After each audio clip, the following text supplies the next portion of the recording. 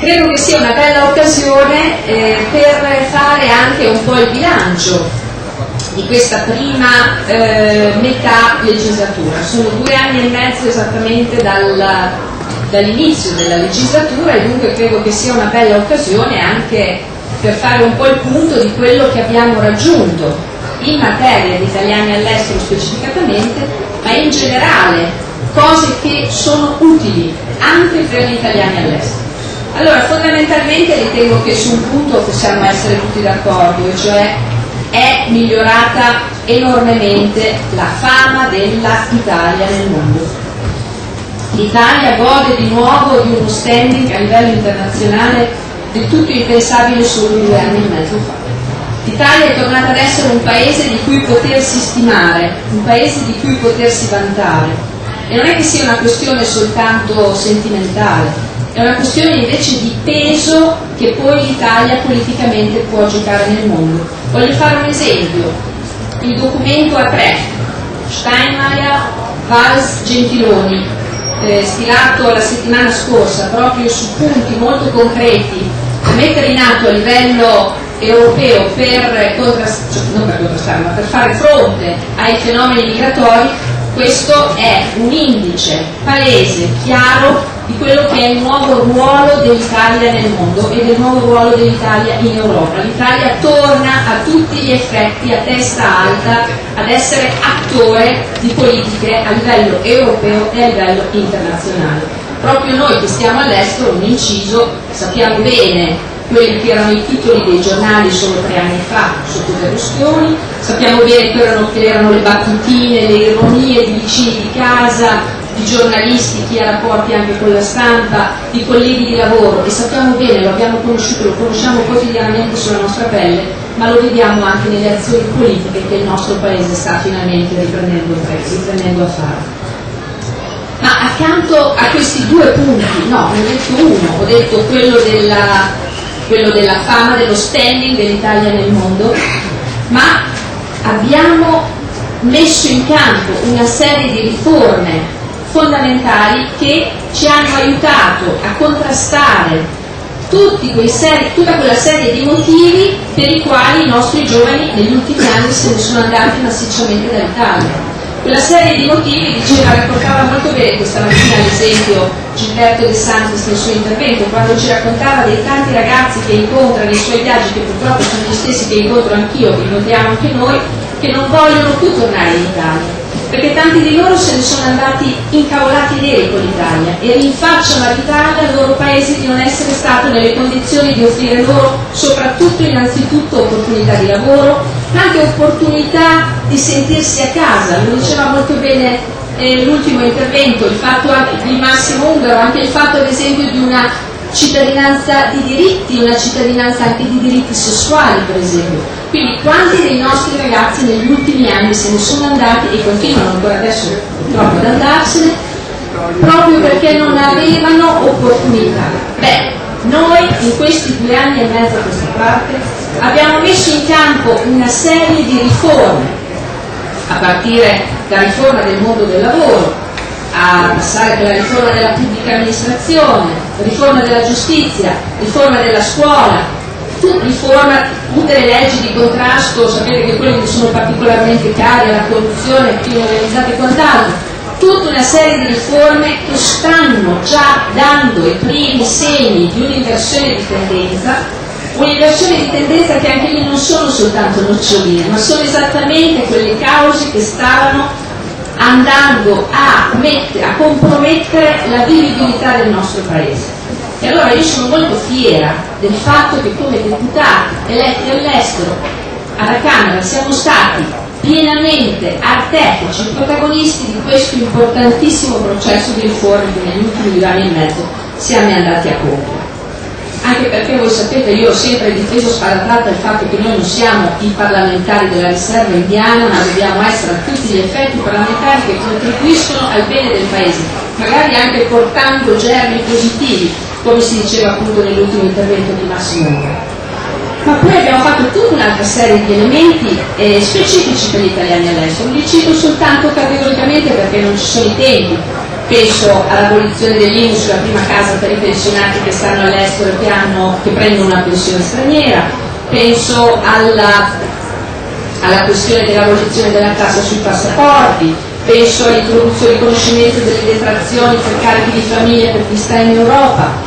penso a tagli che abbiamo evitato ed erano per esempio quelli sui patronati che avrebbero messo in ginocchio un'istituzione così importante per le nostre comunità all'estero, e siamo riusciti a ridurre il taglio da 150 a 35 milioni di euro, quindi in modo consistente. Abbiamo evitato che entrasse in vigore la ritenuta del 20% sui conti bancari che aveva introdotto Monti e che ci avrebbe anche lì spennato e ingiustamente penalizzato.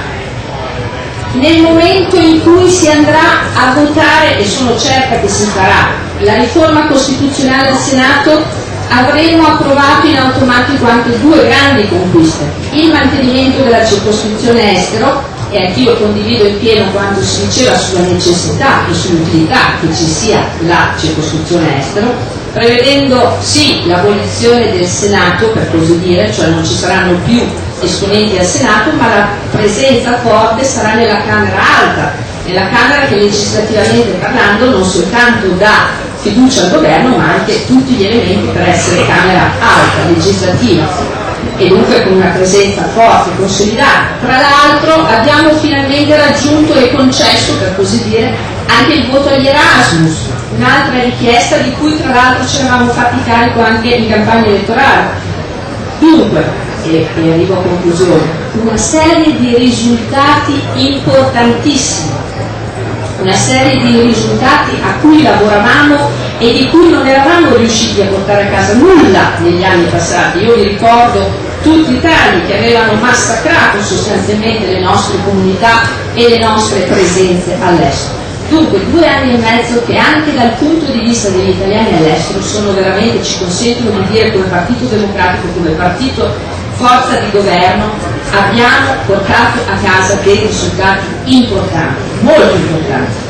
Cosa ci resta da fare? Lo ha sintetizzato benissimo questa mattina Enzo Amendola,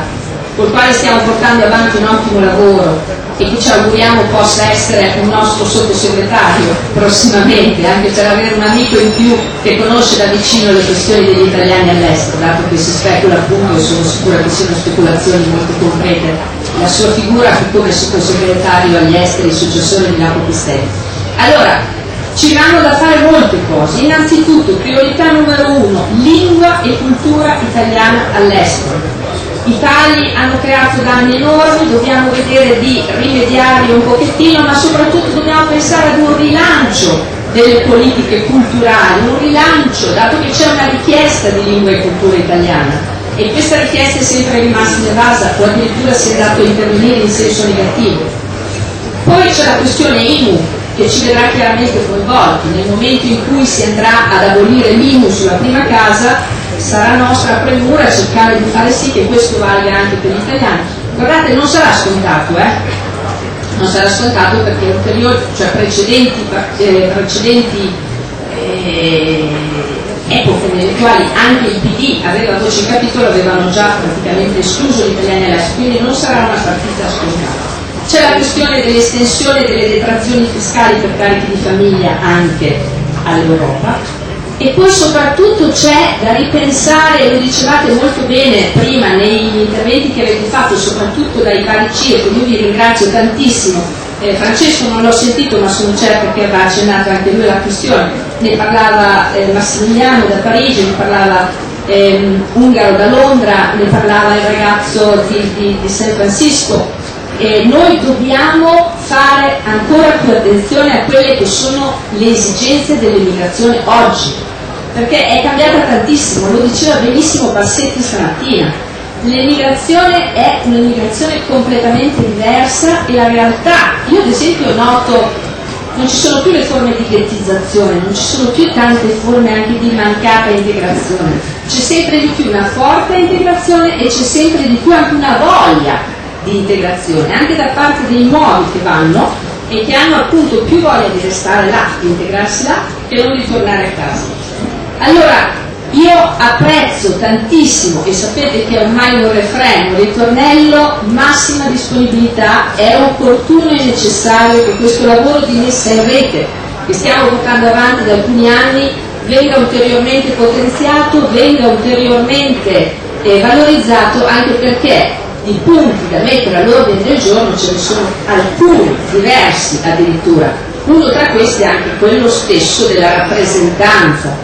e questo ad esempio sarà una di quelle questioni che ci dovrà interessare molto nei prossimi mesi, ma in particolare uno che mi preme particolarmente è davvero il ripensamento della riforma dell'insegnamento della lingua e cultura italiana all'estero, e su questo io vorrei quasi lanciare anche un invito ai vari circoli affinché anche i prossimi appuntamenti sui territori possano magari essere un'occasione anche per creare una sorta di bacino territoriale proprio per riflessioni finalizzate a migliorare o a potenziare quelle proposte che abbiamo già messo in campo anche nel contesto della rappresentanza sia come CGIE che ad esempio anche a livello parlamentare. Grazie a tutti. In Italia stiamo portando avanti un processo di riforme davvero molto accelerato, anche noi che siamo abituati ai tempi della globalizzazione, ai tempi della mobilità, ai tempi degli spostamenti, dobbiamo essere anche noi artefici di questo eccezionale processo di riforma.